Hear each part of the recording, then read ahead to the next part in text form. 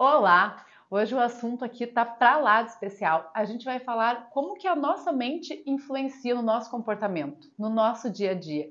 E a convidada, claro, é uma amiga de longa data, que até eu brinquei hoje de manhã quando ela chegou aqui na revista Mais Saúde, falei, nossa, quanto tempo a gente não se vê, né, dela? Foi antes da pandemia. Então é com muito prazer que eu trago a psicóloga Tânia da Silva aqui no Conexão Mais Saúde. Ela tem paciente, cliente daqui um pouquinho, mas a gente conseguiu trazer ela antes, né? Uhum. Que bom ter você aqui, Tânia. Eu que agradeço a oportunidade, obrigada pelo convite, né? É um prazer estar aqui. A gente se conhece faz tempo, né? Desde que você chegou aqui. Eu acho que é, né? Eu ia dizer, se não foi 2009, foi 2010, mas acho que foi desde Eu 2009, acho que é desde do a 9. primeira edição, né? Sim, faz algum tempinho já. E até a pergunta que eu fiz pra Tânia, eu falei, você tá com a clínica no mesmo espaço que eu fui? E ela falou que sim, né? Que é um consultório Sim. muito maravilhoso. Achei lindo o consultório. Agora faz tempo que eu não fui, mas Obrigada. deve estar mais lindo ainda, né? É, porque é próprio, né? Então a gente vai. Eu moro junto, né? Então essa É muito facilidade de bom, né? poder estar trabalhando onde a gente mora, isso é muito gostoso, né? E como que. Ó, estamos ao vivo também aqui no Instagram. A Uhum. plaquinha universitária ali atrás me avisou que a gente tá ao vivo aqui no Insta, né? E como que o cérebro. Até a gente conversou bem pouquinho em off, então hoje vai ser muito legal, porque eu falei, é um podcast Conexão Mais Saúde totalmente sem roteiro. Uhum. Como que o cérebro influencia a questão de traumas no nosso dia a dia, na facilidade ou não de viver o que a gente tem de melhor para viver, né? Eu sei que você trabalha então muito essa questão dos traumas, Sim. né? Como que você lida, como que as pessoas lidam com isso, como superar, o que elas fazem após conseguir, né, superar, trabalhar esses traumas no seu dia a dia, na sua vida, né? Sim. Eu estou trabalhando com trauma já tem 6 anos, né? Eu sou formada há 30 anos, eu me formei bebê, Vai assim. dizer, não, não vamos contar aqui, né? Então, eu trabalho há 6 anos com EMDR. EMDR é uma sigla em inglês que significa dessensibilização e reprocessamento pelos movimentos oculares. O que é isso, né? Eu até ia perguntar o que é isso, né? Pra gente que não é da área da psicologia, leigo no assunto, o que Sim. é isso? MDR, ele trabalha com a nossa capacidade natural de adaptação de informação no nosso cérebro. Nós temos essa capacidade natural. Dentro do sono, nós temos uma fase chamada sono REM. O REM significa O REM é o o sono REM, movimento sono. dos olhos. Mas o REM é o sono mais O profundo. mais É o mais profundo, onde a profundo, gente né? relaxa e tem a movimentação dos olhos. Então, essa movimentação dos olhos, que é uma estimulação bilateral de todas as áreas do cérebro. Então, a gente traz para o consultório essa estimulação bilateral. Então, no sono REM, a gente tem essa movimentação faz dos essa olhos. movimentação. Então, parte do pressuposto que é nesse momento que o nosso cérebro adapta as informações do que a gente vivenciou durante o dia, do que tem arquivado. Então, o cérebro arquiva essas memórias e vida que segue. Só que tem coisas que a gente vivencia que são muito intensas e o nosso cérebro ele não dá conta de processar. Então essas memórias elas não são adaptadas às redes de memórias existentes. É como se ficasse solto isso no nosso cérebro. Então Vamos dizer que se a gente tivesse uma caixinha para guardar cada memória com significados ali dos Isso. pensamentos, então, por exemplo, se essa memória for muito forte, ela não fica, Ela não é tipo, adaptada. não fica guardada ali, né? Se a gente pensar em caixinhas, né? Isso, porque o que é o natural da vida? A gente vivenciar as coisas e isso ficar lá no passado, aonde tem que ficar. Quando a gente vivencia algo que é muito intenso e o nosso cérebro ele não dá conta de processar, isso cria o trauma, entende? Trauma significa ferida. Então, o que tem no trauma? O que é um trauma, né? Às vezes é uma imagem muito forte daquilo que a gente vivencia, alguma emoção, raiva, tristeza, mágoa, angústia. É uma sensação corporal, às vezes uma na garganta, um aperto no peito, uma dor de estômago, uma tensão nos ombros, né?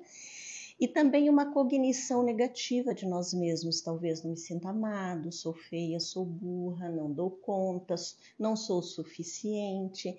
Então a gente cria alguma cognição negativa a partir do vivido. Essas características compõem um trauma. Eu acredito que até a rejeição também seja Muito muito forte. forte, né? É muito Quando forte. tem uma ferida além de tudo isso, não ser amado, né? A autocrítica, a rejeição também, eu acho que é algo bem forte, né? Sim, porque daí isso tudo é consequência do trauma. É o que vai estar gerando na nossa vida aquela vivência que o nosso cérebro não conseguiu adaptar. Então, então, assim, vida que segue. Em algum momento da vida vai ter alguma coisa que você vai vivenciar que é parecido com isso que você vivenciou lá atrás. O cérebro simplesmente abre como se fosse uma cápsula. E você sente em forma de ansiedade, em forma de angústia, em forma de depressão. Mas a gente não tem essa conexão, a gente não sabe que é disso, né? É isso que eu ia perguntar. Até eu ia perguntar para você, o pessoal que chega até você, né, seus clientes, quando eles chegam, eles têm uma noção por que eles precisam de uma psicóloga? Eles têm uma noção do problema, ou eles chegam e falam assim, não, sei lá, eu sinto uma coisa, uma angústia, ou sinto uma ansiedade, ou eles nem sentem assim essa angústia, ansiedade, e falam, nossa, mas alguma coisa me trava no meu dia a dia. Eles têm um pouco essa noção, ou eles chegam só para melhorar a qualidade de vida? De tudo. Alguns já chegam, alguns já chegam porque já conversaram com pessoas que passaram pelo processo comigo e viram a superação nos seus colegas, nos seus parentes. Outros que eu tenho uma angústia que eu não sei de onde que é muita ansiedade. Nós somos o país que mais tem ansiedade no mundo, né? Então essa queixa está sendo bastante recorrente. Outra questão é os lutos não elaborados. Eu tenho vivenciado bastante isso com os meus pacientes, né? As pessoas, elas se interrompem em alguma fase do luto, porque naturalmente o luto tem algumas fases, em algum momento eles paralisam, e daí as pessoas vêm com ansiedade, com depressão, com muito medo, pessoas que viveram a vida inteira sendo muito eficazes, e chega de uma hora para outra que tem medo de tudo. Né? Então, tipo, ela pensa, não, eu não tinha medo, nada. Eu não tinha medo de nada, fazia, tipo, me desafiava, e agora eu tô paralisada porque eu tenho medo de tudo. Isso, medo de tudo. Então, o bom é que essa pessoa tem recursos e que a gente vai trabalhando, resgatando e reprocessando. Nesse caso, foi uma perda muito abrupta de um familiar, e que disso há 3, 4 anos atrás. Né? Nem foi tão recente, não né? É recente. Porque se tu pensar assim, às vezes uma perda que a gente até considera recente é nesse ano, 6 meses, né? Não. 1 ano no máximo. Né? Porque para o nosso cérebro, ele é atemporal. Quando ele vivencia um trauma, ele paralisa lá. O tempo é algo racional do nosso pré-frontal, né? Então a gente quantifica o tempo. Mas para o nosso cérebro emocional, ele não tem essa questão temporal real. Então ele vivencia como se ainda estivesse vivenciando o trauma. Né? Estou com outra paciente que já faz 5 anos que está vivenciando também esse luto interrompido, né? A gente está trabalhando. Que não seguiu, então, todos os processos... Todo o rito natural, né? Porque tem pessoas que paralisam, por exemplo, na negação. Né? Naturalmente, as pessoas, depois que perdem, faz de conta que isso não aconteceu e vamos viver a vida. Aí, daqui a pouco vem a depressão, daqui a pouco vem a barganha, né? Então, isso acho que é um tema bem importante, né? Porque muita gente, às vezes, fala, não, tipo... Eu já superei. Passou 1, 2 dias, fala, não, eu já superei. Sim. Então quer dizer que o luto, tu tem que vivenciar até o final. Por exemplo, assim, quando tu perdeu alguém bem próximo, um ente bem querido, Sim. tu tem que viver todo o processo até o final, para depois, vamos dizer, você dizer, não, agora eu já superei, sei que a pessoa não está mais nesse plano, mas, né? Por isso, porque naturalmente o nosso cérebro faz isso. É essa capacidade que no MDR a gente traz... de volta para o cérebro. O nosso cérebro ele tende a ser negativo. Então a gente precisa mostrar para ele que tem saídas positivas. Então é trazer novamente essa capacidade natural de processamento do cérebro. Então a gente vai trazer para o consultório essa estimulação bilateral para o cérebro através de aparelhos. Tem aparelhos também, então, que você utiliza no dia a dia lá. Sim, eu tem. achei que era só mais tipo que nem aqui, né? Mais uma conversa Não, aí vindo. Então. A terapia de reprocessamento, ela é um pouco diferente da terapia tradicional, que é a terapia da fala, né? Então, você faz uma estimulação bilateral no cérebro para retomar essa capacidade de adaptação de informação. Então, nós temos o estímulo tátil, que você segura um em cada mão. É como se fosse o vibra do celular, né? Então, ele é intermitente e também tem a luz. Às vezes, você até assistir alguma série que já apareceu uma luz que a pessoa fica acompanhando com os olhos. O Príncipe Harry também fez. Vários artistas. Quem quiser dar uma olhadinha no meu Instagram, tem alguns profissionais lá até que... já passo aqui, né? Já passo aqui teu Instagram, né? Psicóloga Tânia da Silva, né? Então, psicóloga, tudo junto? Na verdade é psique, PSIC, o C mudinho ali? Isso, C mudo, Tânia.Silva. Né? A gente já pede aqui para a Valerie e para a Débora depois já colocar o QR Code ali, teu contato ali. Lá, então, eu até dei uma olhadinha ontem no teu Instagram, porque no começo aparecia bastante, depois algumas vezes vai aparecendo os outros. Então, lá também você traz bastante conteúdos, né? Não é muito. A gente quase não tem tempo. Eu digo, não tenho ajuda universitária. Tu tem ajuda universitária, que nem eu tenho a Valerie aqui para trazer os conteúdos. Então, assim, ali eu tenho algumas informações com relação a isso e também alguns depoimentos de alguns pacientes que passaram por esse processo. Os depoimentos é bem legal, porque daí a gente vê que é uma vida de uma pessoa transformada, né? Uma pessoa real, Sim. Uma vida real que está contando como que ele foi evoluindo, né? Sim. Por exemplo, a ansiedade, né? Até estava comentando com você, eu tinha um paciente há 2 anos atrás que a gente trabalha muito com recursos positivos, porque isso é bastante interessante. Até uma coisa que eu perguntei para a Tânia um pouquinho antes da gente entrar, né? Mas até foi bem rapidamente assim, como construir uma visão positiva de futuro, né? Porque até né, fui semana passada fazer o 2º módulo do Formação em Coaching Internacional lá na Febracis, e eles trabalham muito essa questão, né, de... teve casos, assim, até mais no 1º módulo, que foi com o Paulo Vieira, que foi bem forte, assim, mas daí eles trabalham muito essa questão de empilhar memórias positivas, né, de acontecer algo lá, mas que você vai deixando lá embaixo no seu consciente, empilhando memória, né? Sim. Independente com quem aconteceu, se foi com pai, com mãe, às vezes as pessoas têm aquela ferida, né, que a gente fala, aquele trauma, Sim. mas você tentando empilhar memórias para, né, para perdoar, principalmente se for pai ou mãe, né? Isso eu acho bastante positivo. Os recursos positivos, eles nos ajudam a elaborar os traumas, né? Porque nós precisamos de algo bom para poder compensar aquilo que não está tão bom. Acredito que nós trabalhando as memórias traumáticas, você consegue colocando coisas positivas, né? Porque eu já recebi muitas pessoas, e também por experiência própria, a gente quer perdoar.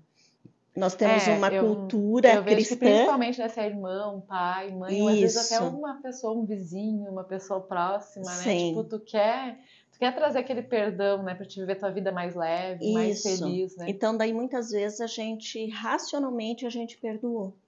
Né? Assim, não, isso já passou, tal, mas se a gente começa a falar sobre isso com a pessoa, ela chora, vem a perturbação corporal. Então, de fato, o cérebro ele não deu conta ainda daquele conteúdo. Então, que bom que racionalmente a pessoa já perdoou. Isso já é recurso, para que daqui a pouco o cérebro faça essa adaptação, entende? Mas o que a gente vai fazer? Então, a gente traz à tona, né? Eu tenho um protocolo de 8 fases para seguir. Em qualquer lugar do mundo que você vai fazer MDR, é o mesmo protocolo. Então, vai chegar num determinado momento do protocolo que a gente vai iniciar esse reprocessamento. Porque o processamento já naturalmente o cérebro faz. Então, como ele não deu conta, nós vamos trazer essas memórias que não foram adaptadas através da estimulação bilateral para que ele busque esse caminho natural do cérebro para poder adaptar essas informações e ficar onde tem que ficar, que ela no passado. Mas, para isso, ela vai precisar vivenciar as emoções vão vir, a sensação corporal vai vir, né? E até você estava comentando, que até acabei te interrompendo, desse teu cliente que tinha ansiedade, né? Muita ansiedade. Que é uma coisa que hoje a gente vê em muitos, né? Não só Sim. pessoas, né, de 30 e poucos anos, 20 e poucos, mas jovens também, né? Adolescentes, jovens, né? Eu atendo adolescentes com bastante ansiedade já. Né? Às vezes então pega 13, 14, isso, 15, né? Bem isso. Crianças também, eu já não atendo mais criança, né? Mas tem um profissional no meu consultório que ele já está atendendo as crianças e a gente pega crianças ansiosas também, né? Com depressão, né? Então já é desde pequeno, né? Nem é só adolescente, né? E trabalhar o MDR com criança é muito interessante porque o reprocessamento ele é até mais rápido do que com o adulto, porque não tem ainda tantas vivências em cima desse trauma. Porque eu digo que o trauma é igual jogar uma pedrinha no rio, ele vai fazendo ondas, né?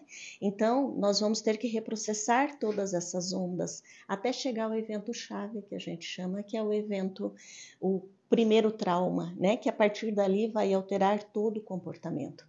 Então, o nosso comportamento, ele é resultado do trauma, né? Então, a gente vai trabalhar o trauma para que naturalmente o comportamento ele vai mudando. Vai mudando, né? Acho que com o passar não sei se vocês chamam de sessões. Sim, sessões. Com o passar das sessões, então provavelmente a pessoa já vai trabalhando aquele comportamento e depois ela deve fazer coisas que ela nem imaginava que iria fazer. Provavelmente ela fala, nossa, como que eu consigo fazer isso? Que é uma coisa que eu nunca imaginei que eu ia ter calma para fazer, né? Sim. Nós trabalhamos também, por exemplo, medo. Peguei uma paciente 1 mês e meio antes dela viajar, ela disse, eu não quero estragar a viagem da minha família novamente, como foi a última, e eu vou precisar subir montanhas, e eu tenho pânico disso, eu não tinha medo subo. De subir montanhas. Isso, estar no alto, assim. Eu falei, 1 mês e meio, eu falei, caramba, né? Mas vamos lá. Qual que vai ser o superpoder para mim trabalhar em 1 mês e meio, né? E foi muito interessante, assim, fizemos o primeiro reprocessamento, ela já chegou e disse assim, os prédios de Guarapuava não são tão altos quanto eu achei que eram. Pra te ver como ela tinha medo da altura, né? Porque provavelmente se ela fosse num prédio aqui de Guarapuava mesmo, no andar mais alto, pra ela aquilo já deveria ser super alto, Era né? muito, ela não conseguia, ela subia e ela entrava, ela olhava aquilo, ela já saía fora, ela não conseguia ficar, né? Enfim, ela viajou, ela conseguiu subir, ela não estragou a viagem da família e pôde curtir as montanhas, né? Pra te ver como que, assim, eu nunca subi as montanhas, mas eu acho que pra mim eu ia adorar, ia ser tipo extraordinário, né? Mas tu vê que como pra cada pessoa, Sim. né, tem os seus medos, as suas angústias, então tu vê que como pra cada um é diferente, né? E ela foi entendendo através do reprocessamento da onde que estava vindo esse pânico de altura, né? Então, e daí fomos trabalhando todos os aspectos do trauma, né? Então, o nosso trauma é como se ele fosse vários canais e a gente precisa limpar esses canais. Sensação corporal, emoção, cognição negativa, imagem do vivido. Então, vai limpando os canais e isso, o cérebro depois, aquilo deixa de ser perturbador. A pessoa não vai esquecer aquilo. Eu ia até comentar, lá também, até no primeiro módulo, que foi o próprio Paulo Vieira que deu, ele falou, a pessoa não vai esquecer aquele trauma, mas ela vai conseguir deixar lá embaixo, vai conseguir amenizar, que ela vai conseguir viver a sua vida de uma forma né, positiva, não tendo aquilo como no primeiro plano, né? Porque às vezes se tu fica aquilo lá, o trauma te tipo, ele vai estar lá, mas tu já vai ter empilhado várias outras experiências, que nem viagem ajuda, né? Você empilhar coisas boas para essas experiências, né? Então, tipo, isso que é legal, né? Porque tu vai lembrar dessa vivência, mas quando você vai tendo viagens, experiências, ou até mesmo aquela pessoa que você sabe que ainda ficou um pouquinho de mágoa ali, né? Tu fazer uma viagem juntos, tendo experiência, tu vai empilhar memórias que não são traumáticas, né? Mas memórias positivas, né? Sim. As memórias positivas, elas são essenciais. E muitas vezes a gente acha que na psicologia a gente só trabalha problemas, né? Falo para os meus pacientes. Lá até ele falou, né? Até ele perguntou, acho que tinha 1 ou 2 psicólogos, não tinha muito, né? Lá até ele perguntou nos 2 módulos, tanto no primeiro módulo quanto no segundo. Só que no segundo foi esse dia, ele falou assim, gente, tem psicólogo aí? Eu acho que eu vi umas 2 pessoas levantaram. pouquíssimos, assim, mas tinha umas 2. Daí ele falou, ai, vocês não vão ficar chateados comigo.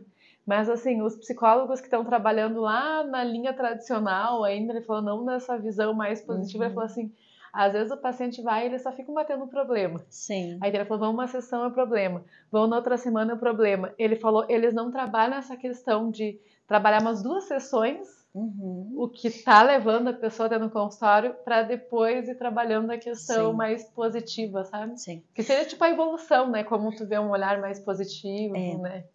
Eu não inicio os processos de reprocessamento, isso faz parte do protocolo, de cara no trauma. A gente precisa recursar a pessoa primeiro, de forma positiva. Então, nós temos técnicas de autorregulação. Eu digo para os meus pacientes que 50% da terapia ela já está acontecendo quando a própria pessoa sabe se autorregular, né? Por exemplo, um caso de paciente que tinha muita ansiedade, eu não consegui fazer muitas técnicas de autorregulação, porque ele dizia, não adianta, para mim, respiração não funciona. Aí ele já chegava e já, então, já... É porque a gente inicia, porque a respiração, eu falo para o meu paciente, ela é básica para você se autorregular. Nós temos uma janela ótima de ativação que emocionalmente é importante a gente estar aqui dentro. Só que a gente sai daqui, a gente fica muito ansioso, a gente fica hipotônica, desanimada, depressiva. Então eu digo que o objetivo é a gente aprender a se autorregular. A respiração ela é algo muito básico para isso, porque ela desativa, quando você faz uma respiração mais longa, ela desativa a amígdala. Porque quando a gente faz respiração curta, o teu cérebro não entende. A Carly está em perigo. Então vamos ativar, vamos liberar adrenalina e cortisol. Porque a adrenalina e o cortisol, ele é liberado a partir de que a amígdala é liberada. Acionada. Então, por quê? A amígdala, ela é o teu sistema de defesa. Então, quando ela está ativada, e isso a gente construiu há muitos anos. É uma técnica que nem é de agora, né? Não, ela é milésimos de segundo. É igual esse copo vai cair, você vai pegar. Isso é a amígdala. É esses milésimos de segundo que você atua. Então, quando ela é ativada, o teu corpo se prepara para o ataque ou para a fuga, com a liberação da adrenalina e cortisol, porque a adrenalina acelera o coração, por isso das crises de ansiedade, acelera o coração. É que tem gente que comenta às vezes, nossa, parece que eu tô tendo um ataque cardíaco, porque tá tão, acelerado, né? E o sangue vem para as extremidades porque você precisa atacar ou você precisa fugir. É então, como se tu estivesse fugindo de um leão, né? É bem que nem isso. a gente fala, vi um leão ali, eu preciso correr, preciso fugir, sabe? Porque aciona o nosso sistema de defesa, de sobrevivência. Então, quando a gente tem a respiração curta, ativa esse sistema. Então, como a gente desativa o sistema? Com uma respiração mais profunda, mais longa, principalmente a expiração. Soltando bem. Então, quando você solta o ar pela boca, também você relaxa todo o teu corpo, né? Então, isso daí a amígdala entendeu, opa, tá tudo bem com a Carly, vamos parar de liberar adrenalina e cortisol. Por que, né, eu vejo assim, tem dias que eu lembro e faço isso aqui mesmo na revista, né? Mas por que tem dias que a gente coloca no nosso cérebro que tá tão corrido que a gente não para nem 5 minutinhos para fazer uma respiração mais, como você falou, mais consciente. Consciente mesmo, de tu puxar o ar até em 6, 7 segundos, né? Largar pela boca em 7 segundos, né? Fazer algo você mais. Você pode fazer 5, até às vezes eu falo para os pacientes, nem pensem na questão do tempo, mas que você tenha claro que você vai inspirar lentamente, você vai expirar o mais lentamente possível. Né? Porque se às vezes a gente ficar contando, a gente fica ansioso com o tempo também. Tem gente que eu até fico devagarinho contando, mas tem gente que fala, não, daí depende muito da pessoa, né? Porque tem pessoas que falam, não, eu tenho que contar pra saber que eu fiz 5 segundos. Tem pessoas que falam, não, eu até me perco, né? Tipo, se eu contar os 5 segundos, eu me perco. O objetivo é você fazer isso lentamente. Então eu digo, vamos introduzir isso no nosso dia a dia. A hora que a gente acorda, antes de comer, porque às vezes a vida tá tão corrida que você senta na frente do teu prato e você nem avalia o que você vai comer, como você vai comer. Eu lembro uma paciente diz, eu sou um aspirador de pó para comer, faz e vem tudo, eu nem mal mastigo. E mal mastiga, eu ia dizer que faz um mal, né? Tipo, Faz. tu engolir inteiro, Eu né? lembro uma dos pacientes falou, o estômago não tem dente. Então... Aí imagina tu, né? Tu colocar tudo inteiro, a carne, o arroz, tudo sem mastigar, né? Então, por quê? Um dos nossos traumas já faz com que a nossa amígdala já esteja um pouquinho ativada. Se a gente fica agitado durante o dia, isso aqui você vai liberando aos poucos e você nem nota. Daqui a pouco você pode ter uma crise, né? Você perde o controle. As pessoas dizem, eu nem sei o que eu fiz. E de fato, porque quando você sai da tua janela ótima de ativação, a gente muitas vezes, o cérebro ele desliga e você nem sabe o que você faz, né?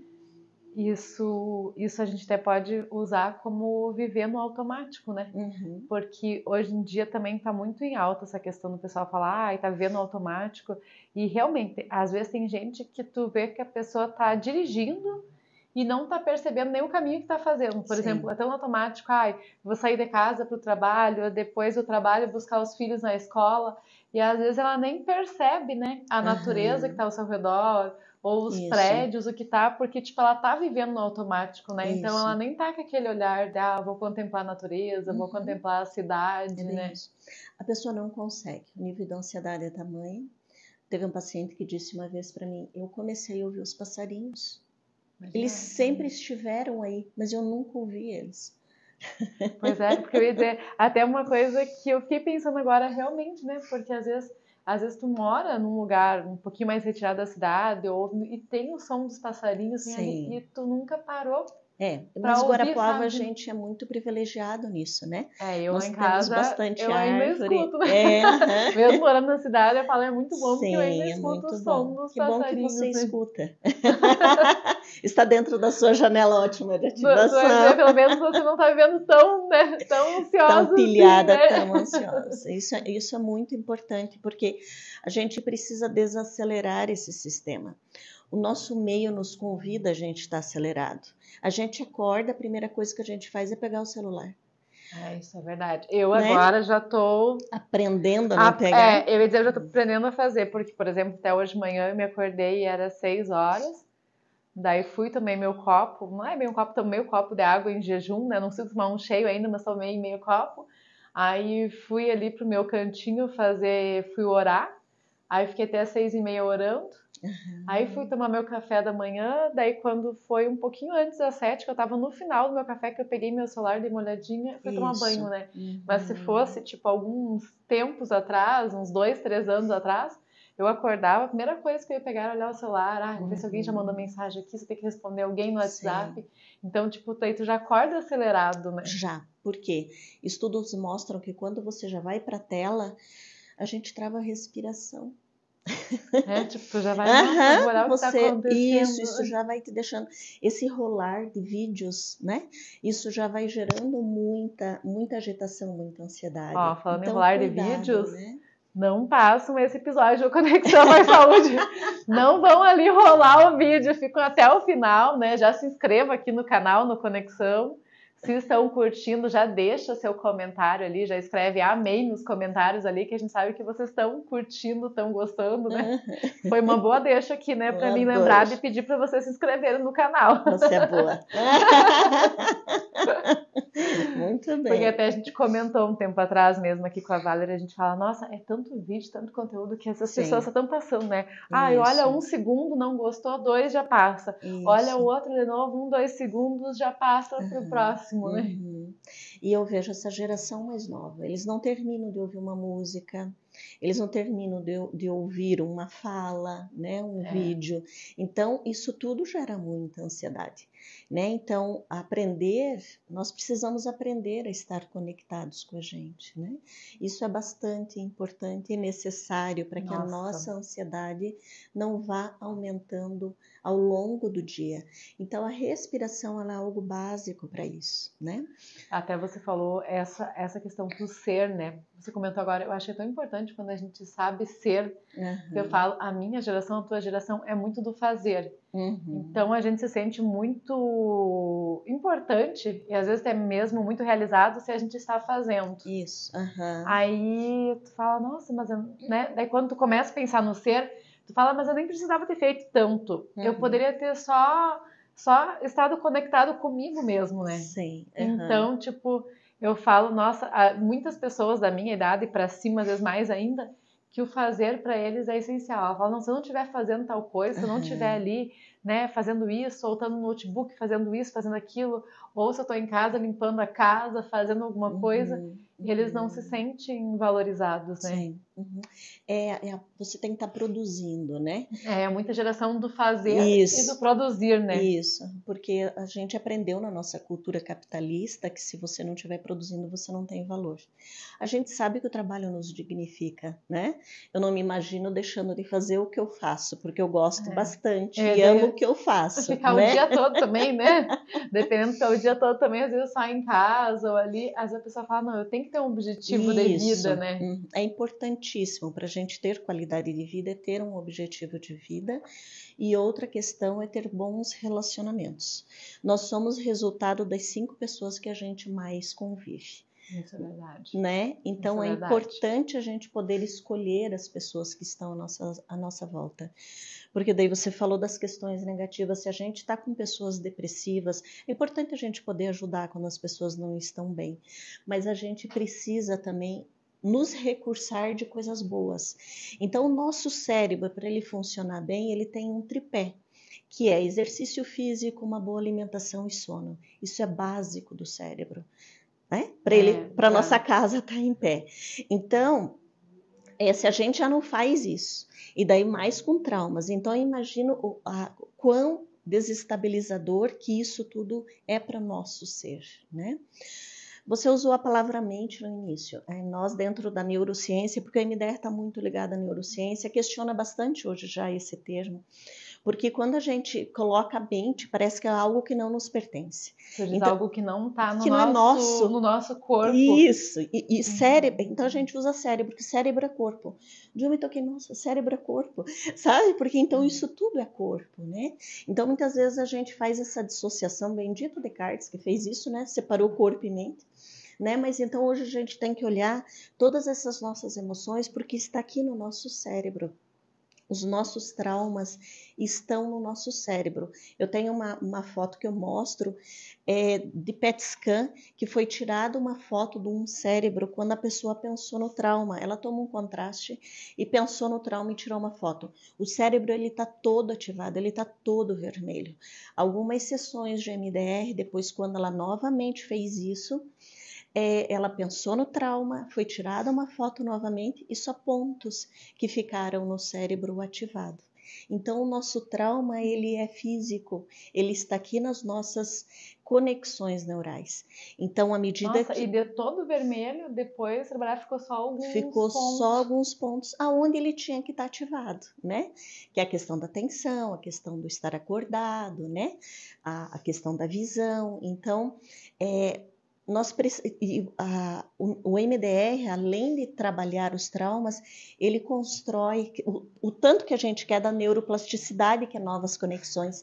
Ele faz as novas conexões. Eu acho que aí entra as sinapses também, né? Isso. Porque assim, quando tu fala até das novas, é sinapses, né? Que a gente tem que estar movimentando para as sinapses e para elas acontecerem. Para elas acontecerem, se encaixando e criar novas memórias. Memórias, porque a sinapse é a comunicação. Seria a comunicação, né? Isso, de um neurônio com o outro. Então, à medida que você está reprocessando e você está saindo daquele lugar do trauma, o cérebro vai criando novas conexões e que a gente tanto busca neuroplasticidade, o MDR ele também faz isso, né? Você até comentou agora dos 3 pilares mínimos, né, que são os básicos, que é a questão do exercício, da alimentação e do sono.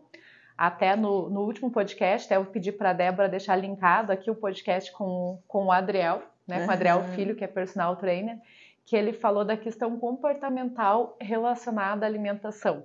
Que ele é personal, né, então ele atua bastante em várias academias, e ele até comentou por que algumas pessoas, que foi muito legal isso, tenham facilidade de seguir um plano alimentar, né, uma dieta alimentar, e não fazem só 1 mês, 2 meses, 3 meses, tem aquilo como um estilo de vida.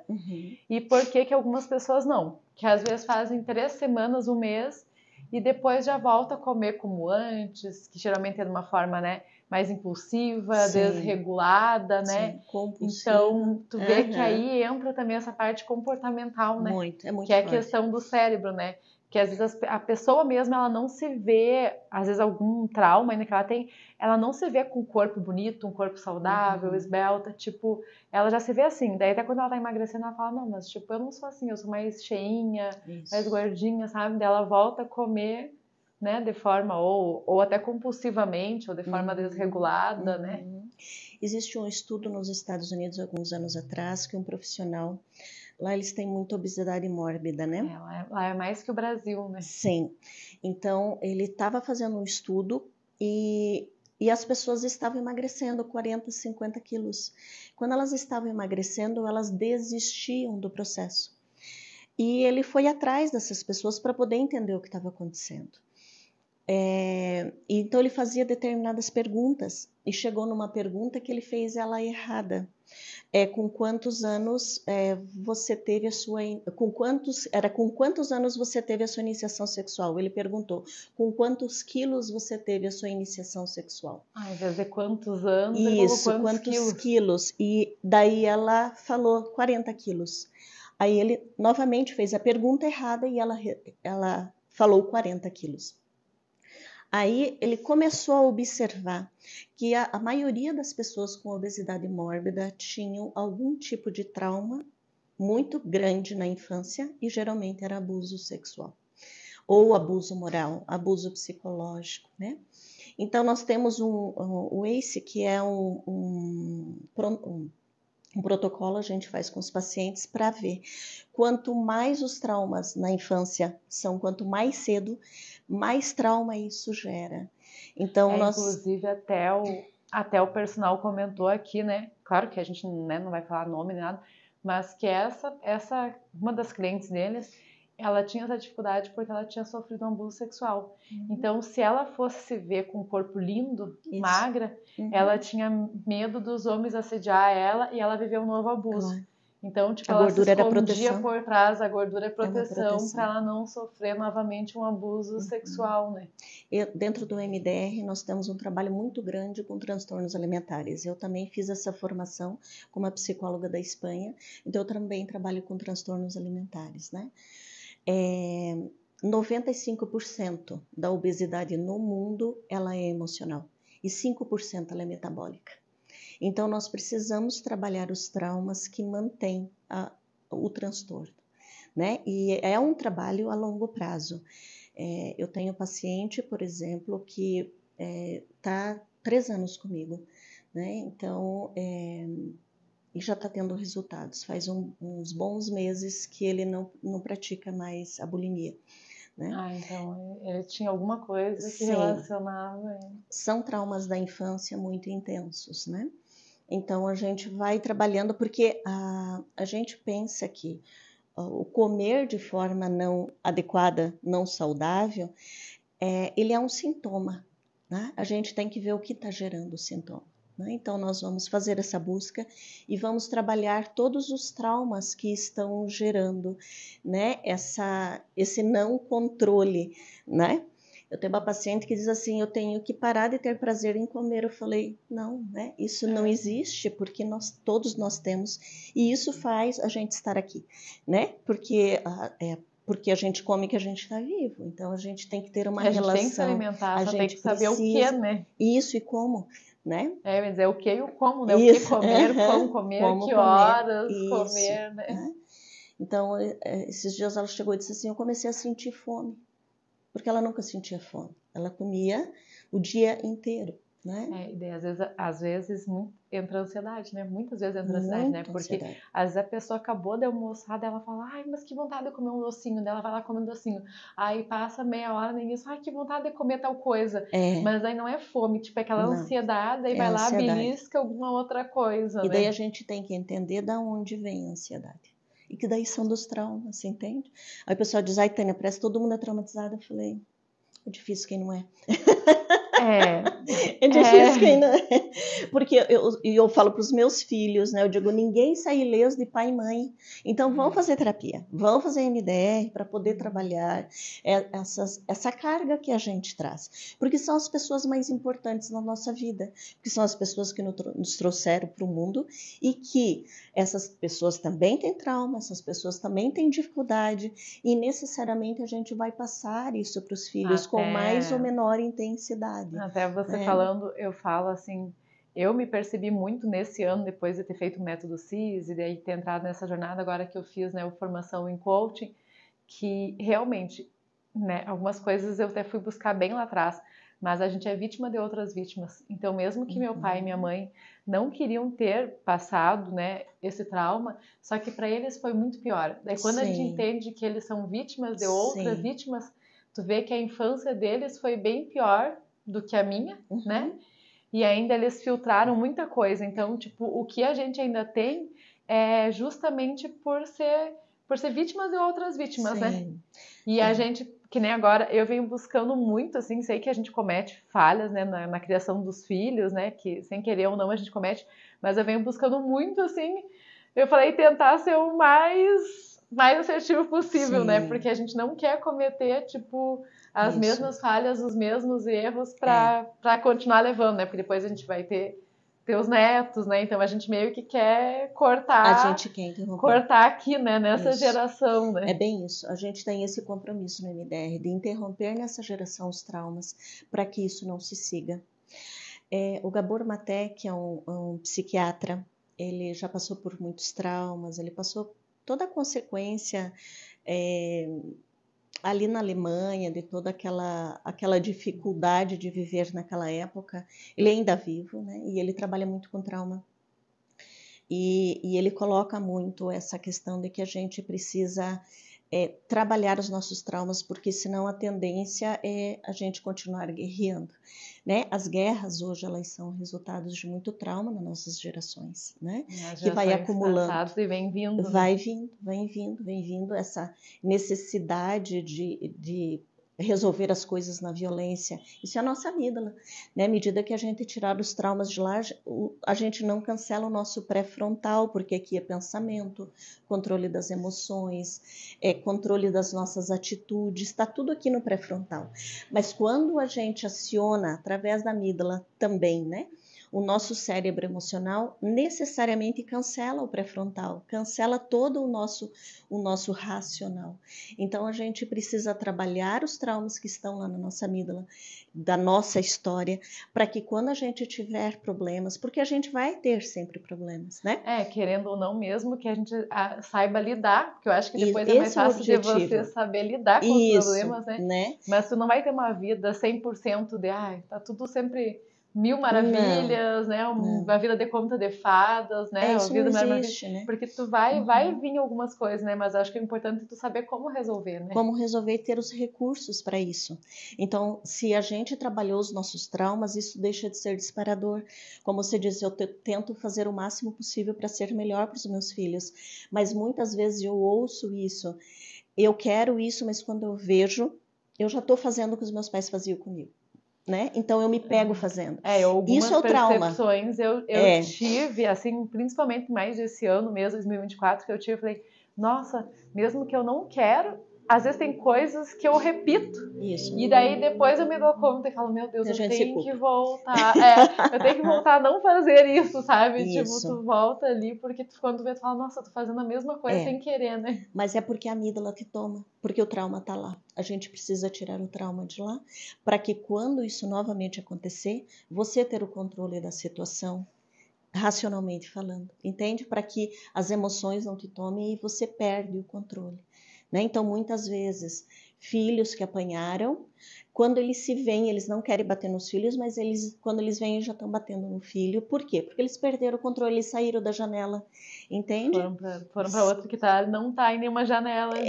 Perderam o controle da situação. Então, se a gente pensar numa situação que está muito estressante entre um adulto e uma criança, é o adulto que precisa ter controle, né? É ele que vai ter que respirar Isso, e lidar com as pensar. emoções que vem ali, porque não é fácil. Então, se ele aprendeu na história de vida dele que quando isso acontece, a criança está desobedecendo, ela está fazendo birra, ele aprendeu a apanhar nessa situação. Então, é o controle físico. Então, você está mostrando para o teu filho que quem tem poder sou eu. Então, e esse poder é através da violência física. Então, ele se pega fazendo isso novamente. Então, o que você está ensinando para o teu filho? Quando você perder o controle do teu racional, se torne animalesco, se torne só o teu emocional. É isso que a gente está ensinando e a gente vê na nossa sociedade isso cada vez mais. As pessoas resolvendo briga de trânsito através de arma, de violência física, né? Então, cada vez assim, mais, se né? parar para pensar que nem do trânsito é uma coisa tão banal, né? E se a pessoa tem uma arma junto ali, às vezes naquele calor da emoção que ela está discutindo, ela usa, né? Como aumentou muito, né? Essa estatística, né? Infelizmente, na nossa sociedade, né? Então, a gente tem que cuidar muito das nossas emoções, cuidar da nossa vida, né? Você falou da felicidade, né? A gente tem uma estabilidade maior. Nossa, viu? Né? O papo tá gostoso aqui, já deu 45 minutos e eu nem vi passar o tempo, né?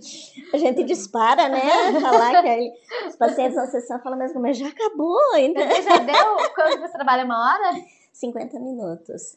Seria quase o tempo que a gente tá aqui, Isso, né? Conversando, né? E num bom bate-papo, né? Em vez de passou os 45, a gente nem viu. Mas então, para encerrar aqui, com certeza você já se inscreveu no canal, já curtiu, já deixou o amei aí, né, no comentário aí embaixo, para a gente continuar entregando para mais gente. E agora então vamos falar de felicidade. A felicidade ela é um estado estável, né? É de um estar bem, né? E felicidade são picos de que você tem momentos muito felizes, mas o estar bem é você poder cuidar da tua saúde, né? Exercício físico, alimentação, que todo mundo bate nessa tecla, né? O dormir bem, isso tudo depende da nossa qualidade emocional, de a gente poder trabalhar os traumas e a gente estar conectado com a gente mesmo, né? Meditação, isso é algo bastante importante. Se você não conseguir fazer uma meditação, faça a respiração ao longo do dia, que você faça 3, 4 respirações.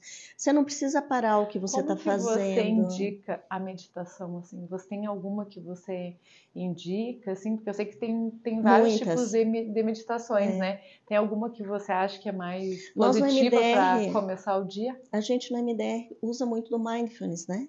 Que é a consciência do aqui e agora, você estar presente no aqui e agora, né?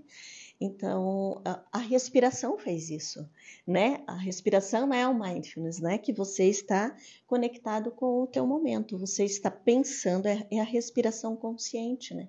Você está pensando na respiração, você não está pensando nos teus problemas, né? Então, quando você faz isso, relaxa o teu cérebro. Foi feita uma pesquisa com os cérebros de monges, que eles têm só 10.000 horas de meditação. Nossa, só 10.000 horas, né? Pouca coisa, assim, né? Então o cérebro deles funciona num outro nível. Eles são bem mais tranquilos. Se você observar o dia que você faz meditação, o teu cérebro está diferente, né? Quem faz yoga observa isso, né? Que você está num nível mais baixo, não de energia, de intensidade em relação à ansiedade, né? Você observa que você está mais com os pés no chão. Então eu trago muitos pacientes também, vamos pôr os 2 pés no chão, estar em contato com o presente, com o aqui e agora. E isso relaxa. Né? Então, isso é poder estar bem, isso é felicidade, você estar conectado com o aqui e agora. Porque à medida que a gente está conectado com o aqui e agora, os problemas que virão, a gente consegue resolver de uma forma mais tranquila, menos sofrida possível. Né? Isso é verdade. Então, agradecemos aqui a presença da Tânia, da Silva, né, que já está com quantos aninhos de psicóloga? 30? 30. 30 ela me fez lembrar, né, que eu comecei a beber ainda, né? Com 30 anos, né? 6 de MDR? 6 de MDR. Uhum. Nossa, então ela já é bem conhecida aqui em Guarapuava e região, né? A gente agradece por ter vindo do seu espaço, do seu consultório aqui pro Conexão Mais Saúde, né?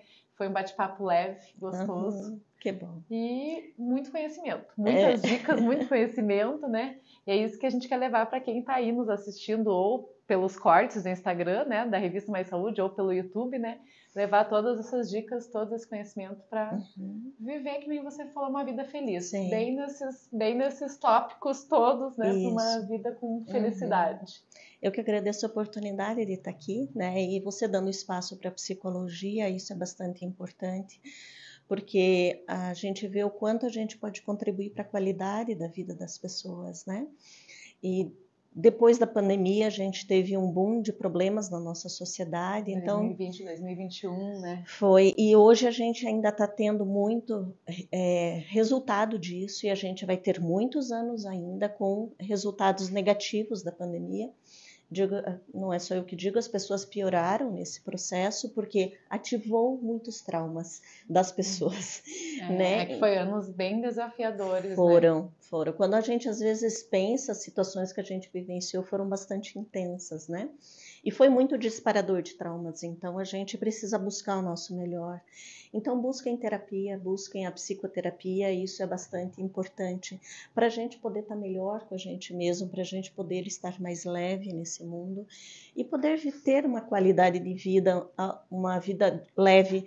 Eu digo, estar leve, tá bom, né? Vai ter momentos que não estarão, mas depois volta, né, para essa leveza. Se souber conduzir, né, porque vai ter problemas, mas se souber conduzir, Sim. Pensar de uma forma mais tranquila de conduzir, Sim. né? Então busque ajuda para a gente poder viver dessa forma mais tranquila, né? Porque muitas vezes a gente sabe de um monte de técnicas, mas a gente não consegue pôr em prática. Por quê? Porque tem traumas nos atrapalhando. Então vamos buscar ajuda, vamos poder ficar melhor para que a nossa qualidade de vida seja a mais adequada possível. Né? E pensando, agora a Tânia estava falando, eu lembrei que no dia 27 de agosto é o dia do psicólogo, né? Então, momento mais oportuno que esse para trazer um psicólogo e falar sobre tudo isso, tantas questões que a gente falou sobre a questão do dia a dia, do nosso cérebro, de felicidade, dos 3 pilares também, que é importante para a nossa vida, para a nossa saúde, né? Então já vamos deixar os parabéns para a Tânia. Obrigada. Eu faço 31 anos, né? No dia 27. Eu me 31. formei no dia.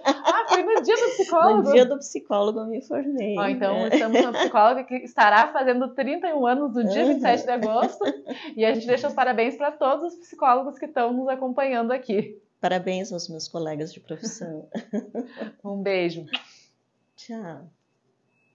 Além do Conexão Mais Saúde, a gente tem o nosso episódio passando completo na TV Araucária. Então, acompanhe pela TV Araucária também. Amanhã, sexta-feira, às 19 horas, segunda-feira, às 20 horas e quarta, às 22. Então, a gente traz um pouco aqui no Instagram e na TV Araucária.